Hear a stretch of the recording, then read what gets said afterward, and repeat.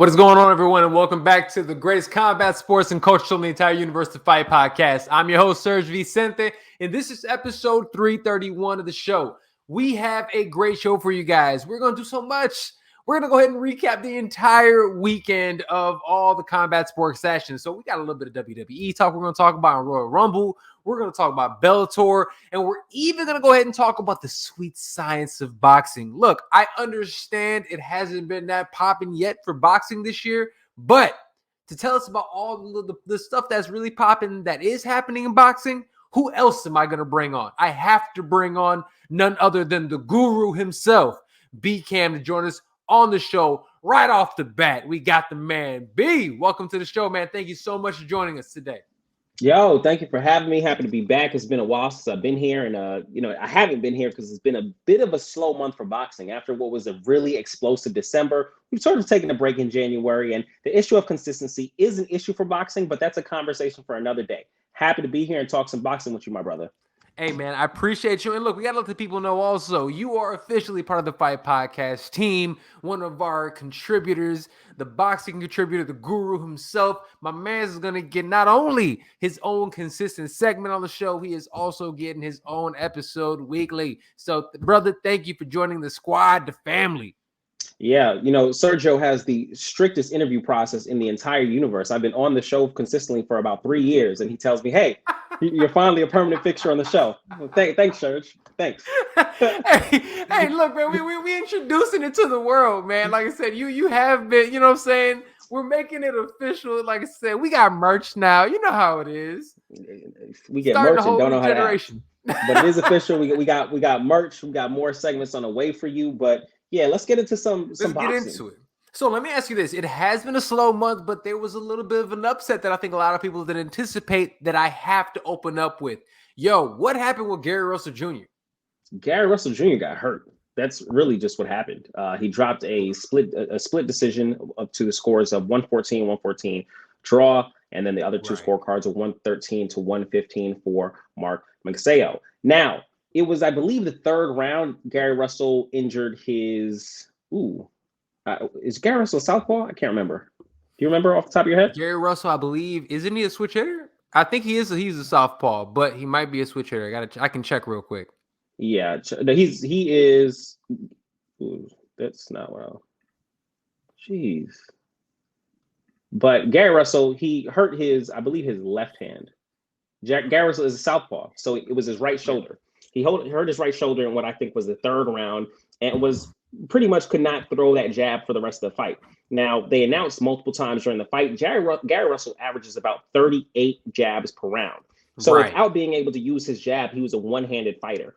And we were talking about a guy that was probably a little bit more talented than the guy across from Gervonta Davis. Now, Gary Russell was one-handed, truly one-handed, for a lot longer in the fight. And so he just was not able to overcome the odds. Clearly a guy that he probably would have beat had he had both hands, but with an easy margin decision-wise. But one-handed, it was too much for him, and he did drop and lose his WBC title. What the future holds for Gary Russell, who knows? He's fought once a year for the last few years. Then it's been a 2-year layoff coming into this fight. He has a lot of family issues going on. So it'd be interesting to see what happens with Gary Russell.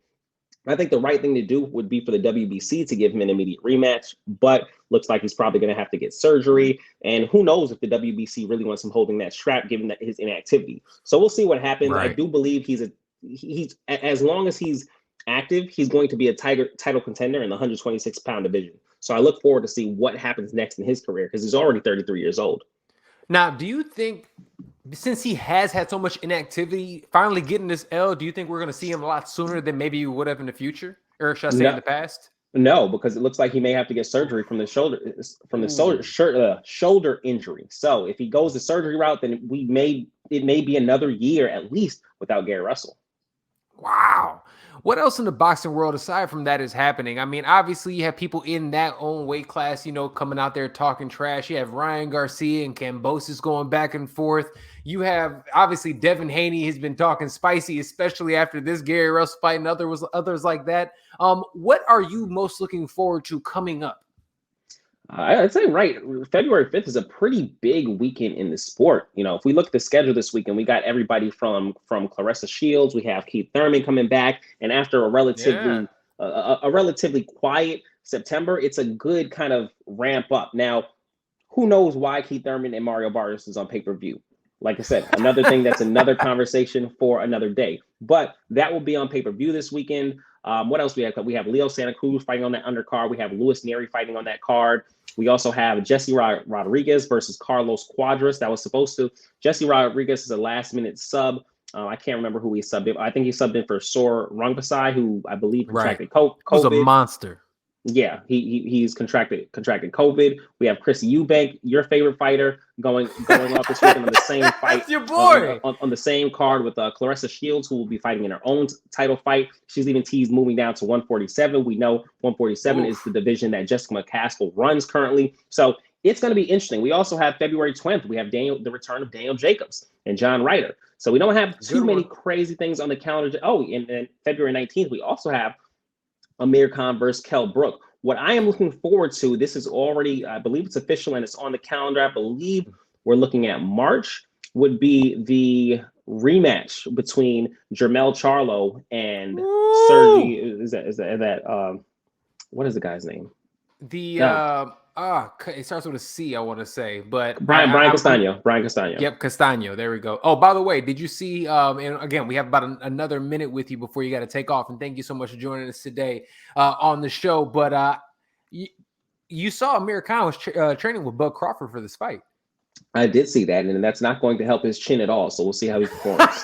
It may help his conditioning. It may give him some skills. But hey, look, we've seen a lot with Amir Khan, and nothing is going to help his chin. Also, it's not his skills. A couple other results that I want to make sure I touch on real quick. I know a guy that you and I like, Subriel Matias. He was on the Gary Russell Jr. undercard. It was a rematch against the only guy who has beat him. Now, I think his mental was a bit off that fight because that was the fight after he unfortunately essentially took the life of Maxim Dadashev, a huge tragedy in the sport. He fought Ananya right after. Ananya got the points went over him. Matias was able to stop him in brutal fashion in the 9th round. This guy Ananya would not stop coming forward. I've never seen it where the doctor stopped a fight because someone could not follow their finger. I know you guys have seen when a fighter has a rough round, the doctor will go in the corner. He says, "Hey, follow my finger." Puts one finger up, moves it from left to right. He couldn't follow the finger. The doctor just had to stop the fight.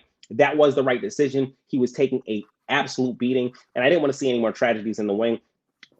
That was the right decision. I'm really excited to see the future of Subriel Matias. I would love to see a showdown with him and Regis Prograis. It would be an absolute war at 140. So that's a fight I want to make mention of. Somehow Sergio Martinez is still fighting. He did take a 10-round decision this past Thursday, January 27th.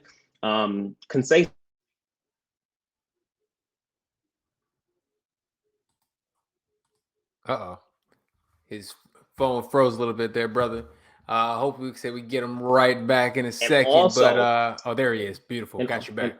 And also potential Canelo Alvarez opponent was maybe a bit unimpressive this weekend with Makabu taking a split decision victory over, oh my gosh, Minchunu. And honestly, that's why Canelo wanted to fight Makabu. I will tell you, with my current setup, I was able to watch the fight. Now, look, wow, guys, listen. Don King doing pay-per-views in 2022 is not good for boxing. It looked like one of those. It looked like we were watching footage from an old ECW event. That's what it looked like. Have you ever seen the footage from the old ECW events? That's what it looked like. Absolutely tragic. But I was able to see Makabu and heavyweight contender Trevor Bryan both take decision wins. Makabu, like I said, was not that impressive. Maybe unimpressive enough for Canelo to take the fight. Maybe Canelo just goes a different direction altogether because he just isn't big enough a draw. So we'll see what happens there. But that's a rundown of all the recent, pretty much all of the action in January. Aside from Luis Ortiz.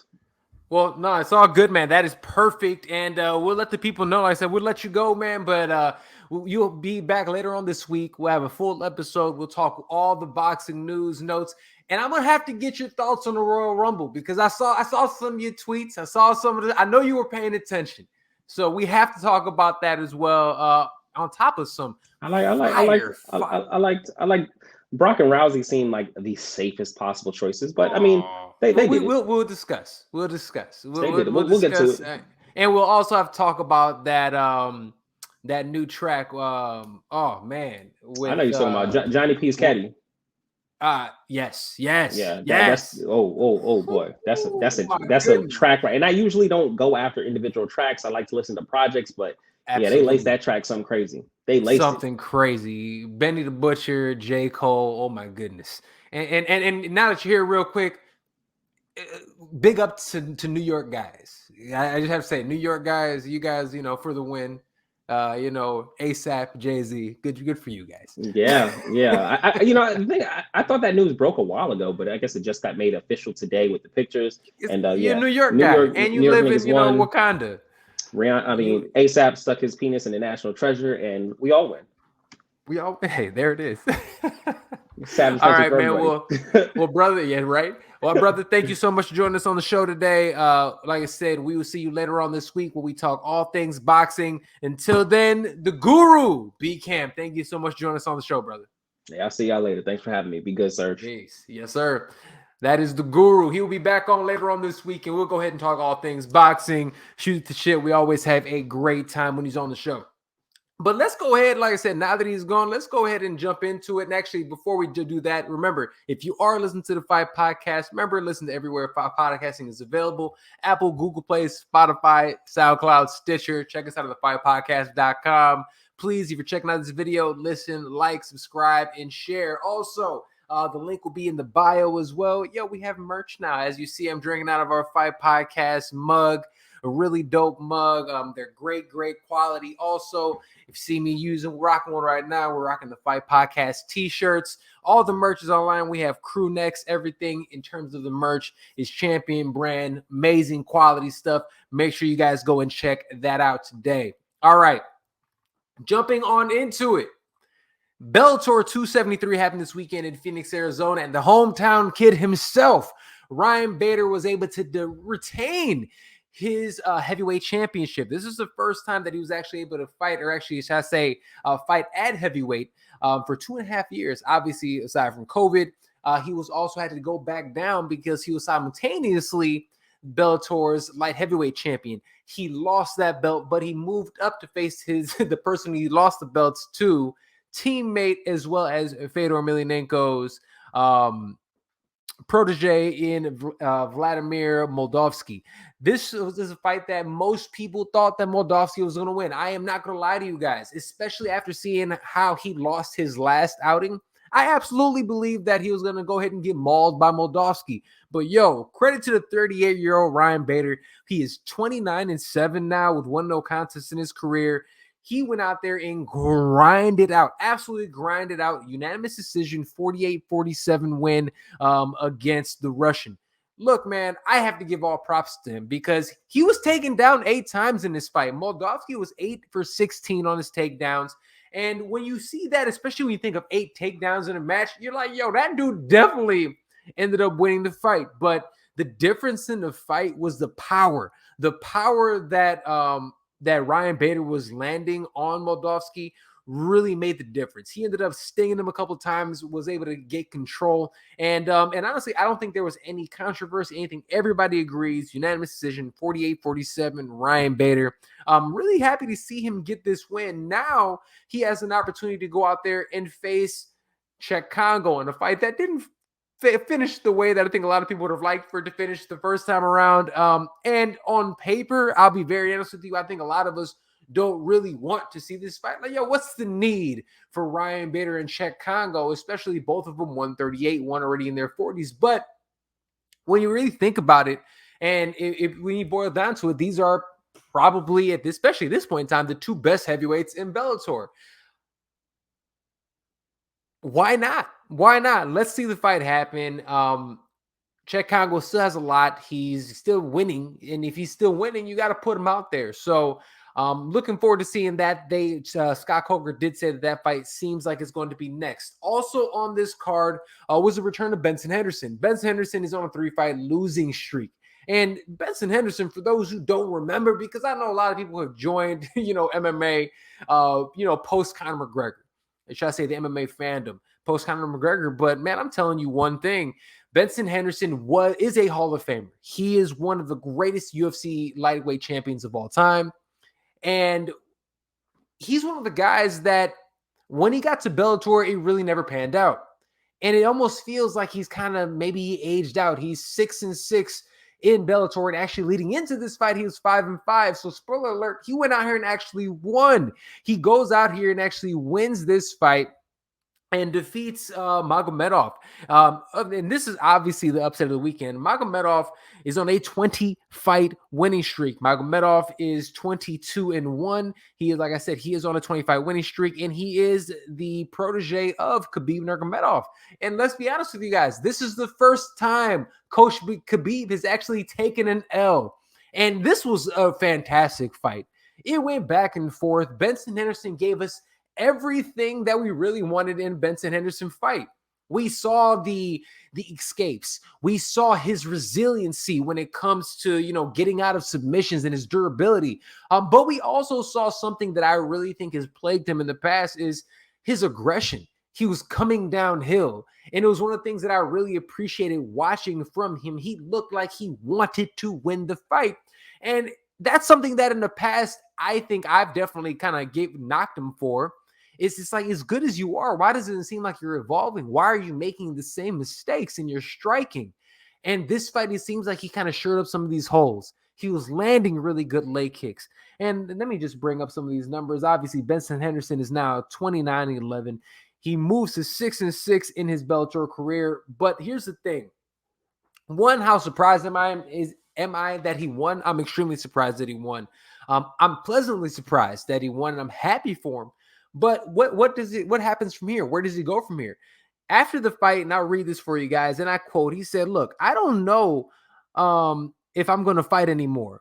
So he's like, I don't know if I'm going to fight again. So going forward, a W is good. So I'm happy that he got his win. He did say he doesn't believe that he has fought to the caliber of his contract because of his obviously 6-6 Bellator record. So he doesn't know where he goes from here. Where do I think he goes? Where would I like to see him go? If Bellator does not re-sign him, I would love to see him get signed to Eagle FC with Khabib and have him fight against the winner of Kevin Lee versus Diego Nightmare Sanchez. The winner of that fight, which is at 165 pounds, fights Benson Henderson for the inaugural 165-pound title in Eagle FC. I think that would be a phenomenal idea. I would love it, and I think it will be able to get Benson Henderson in a very high point in his career before he pretty much sails off into the sunset, if this is indeed his last fight. All right, moving right along. Like I just talked about, Eagle FC, like Khabib's organization, Eagle FC, it debuted this weekend in the US, Eagle FC 44. In terms of the show, and again, a scale of 1 to 5, how good was the Eagle FC debut? I'm honestly going to give it a 5. I'm not even going to mix words. It was a 5. It was a fantastic show. The app, whatever the free app was that you can use and download for it, it worked seamlessly. There wasn't a problem. The show was a little late. It started like a half hour late, but who cares? The talent on the show was great. You had Ray Borg on there showing that he's still Ray Borg. You had Rashad Evans going out there and showing that, look, I can still get it done. It was really, really, really fun to see. I mean, and speaking of Rashad Evans, he goes out there, 42 years old, has not fought since 2018, has not won since 2013, and goes out there and beats, I'm going to be honest, not the best competition, but a pro in Gabriel Checo. Unanimous decision, 30-27. This was at 185, and he looked great. He looked great. He really did. He looked explosive. He looked healthy. And granted, was that because of the competition that he was in there against? Probably, but it was good to see him in there. Now, it seems like he's going to re-sign and fight another couple fights with Eagle FC. That's what he wants to do. Good on him. I don't need him to do that. I hate seeing my legends fighting, this late into their careers and their lives in their 40s and beyond. But if he still feels good and if he can continue putting on performances like he actually did this past week, how can you knock it? So salute to Rashad Evans. Also salute to the commentary team. I am not the biggest fan of Triple C and Henry Cejudo, but he goes out there and put on a great show. He was a great color commentary paired with Chael Sonnen, who I think when he's behind the desk is one of the best in the business. It was a lot of fun. It was a lot of fun the way they went out there and did it. Great team, great matchups. Anything else I want to talk about? The Miami backdrop was fantastic. The main event, I mean, it was good to see, Tyrone Spong back in there, but I mean, he got bodied by Sergey Kharitonov, who outweighed him by over 40-something pounds in that one. But regardless, it was great to see. Super happy to see him, Rashad Evans get a W. And salute to Khabib Nurmagomedov for the Eagle FC debut. I cannot wait. I think I really think that it's going to do some numbers in 2022 and 2000. That just sounds 2022. It just sounds crazy me saying it, but I think it's going to do numbers this year, and I think it might, I'm on the regional scene and in terms of looking at other organizations like PFL and other organizations, I think they can be really competitive. I'm really looking forward to it. Thank you guys for watching the Fight Podcast. This is episode 331 of the show. We have so much more still to come. Remember, listen to the Fight Podcast everywhere podcasting is available. Apple, Google Play, Spotify, SoundCloud, Stitcher. Check us out at thefightpodcast.com. We got merch. Check out the merch. You can check us out on our social media at the Fight Podcast. The shop is an Etsy shop and so much more. So we get that rocking. All right. We were just joined by the Guru, which was fantastic, to talk a little boxing. He was supposed to come on a little later on, so had to shuffle some things around. So instead of going into boxing, we're going to go ahead and jump straight into fight news. Let's talk fight news in the MMA world and combat sports world as a whole. We're going to kick it off with, first and foremost, Kayla Harrison. Kayla Harrison is by far the biggest free agent, or the big, who is out right now in MMA. PFL is courting her. UFC, Bellator, everybody's courting her because she is an absolute monster. She is one of the greatest female fighters in the world, and anyone will be extremely happy to have her. But her current organization, the PFL, seems like they are the front runners to go ahead and re-sign her. We've heard it from inside sources. We've heard it from people who are close to Kayla Harrison, but we have also heard it from the PFL's CEO Peter Murray. He went out there and actually said that he is confident. He actually told the Associated Press that he is confident that Kayla Harrison will end up re-signing with them. And also, I'll be very honest with you, with everything that's going on with Dana White in the UFC, Jake Paul throwing out here diss tracks and whatnot, the pay structure and what's happening with the UFC. Think about this. The baddest man on the planet, Francis Ngannou, for his last fight against Cyril Gane, to unify the heavyweight championship, he only got $600,000 for that win. And he did that with a blown out knee. Kayla Harrison last season, because remember, PFL does seasons, she made $6 million in her season. And to top that off, they're also starting to get pay-per-view points, and the PFL has already agreed to a multi-year deal to expand the platform within ESPN as well. So in all reality, it makes the most sense for Kayla Harrison to go out there and re-sign with the PFL. It makes sense to me. It makes dollars, and she doesn't have to deal with the nonsense that's going on with the UFC, not paying her what she's really worth. I don't see it happening there, and it absolutely makes sense that Kayla Harrison will end up re-signing with the PFL. Speaking of the UFC and speaking of people that have been company men their entire careers, we're talking about the two legends, Cowboy Cerrone and Joe Lauzon, Boston's Joe Lauzon, or Massachusetts Joe Lauzon. They are close on signing a deal. Joe Lauzon, let me see. This is going to be for April 30th. They're talking about starting up this fight. Donald Cerrone is on a 5-fight losing streak. Joe Lauzon, last time we saw him was in 2019 against a win against Jonathan Pierce. I don't know what's going to happen on this fight. I'll be very honest with you. I think this is a perfect fight, though, for a send-off for both guys. Two guys that are legends in the game. Two guys that have been absolute company men. I'm happy that this fight is happening. This is the type of fight. If you're going to do old guy fights, do old guy fights like this. Don't give Cowboy Cerrone, the best guys in the world. Don't give him Conor McGregor. Don't give him, guys who are, up and coming. Give him guys like Joe Lozon. This makes total sense. This should be a loser goes home match, but we'll end up seeing what happens with that. But I'm looking forward to this one. This looks like it's going to happen in May, but the airshot said, like I said, it's going to happen April 30th, but the venue is not solidified just yet. But this is actually going to be the headlining bout.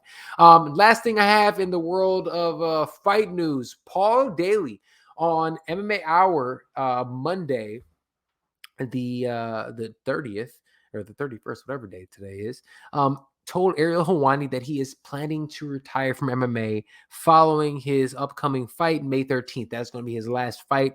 The opponent, we're not sure yet, but the veteran, 43 wins, 18 losses, 2 draws, is a legend in the sport. Truly sad to see him go. One of my all-time favorites.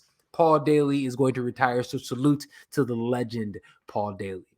Yo, that's about all the time we have for today. I have to thank both of our guests, our contributors to the Fight Podcast, part of the Fight Podcast family, the Guru, B. Cam, for pretty much blessing us with his boxing knowledge, as well as Ms. Drede to really help us out with everything that happened in this weekend's Royal Rumble. They will both be back later on this week. We'll have full episodes recapping all of what happened with the Royal Rumble with Ms. Drede, and we'll also have another amazing guests coming on that show.